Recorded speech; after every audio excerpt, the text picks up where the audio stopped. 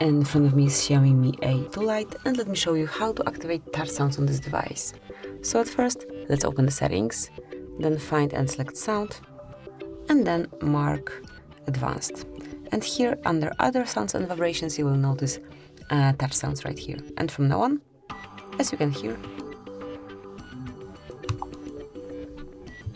it is active. I don't know if you can hear it clearly because it's not that loud. However, let me just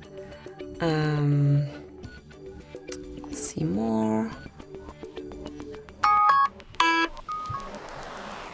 Okay, so now it's a bit louder, and it is working. Obviously, if you would like to switch touch sounds off, just go to sound again and unmark the switcher right here.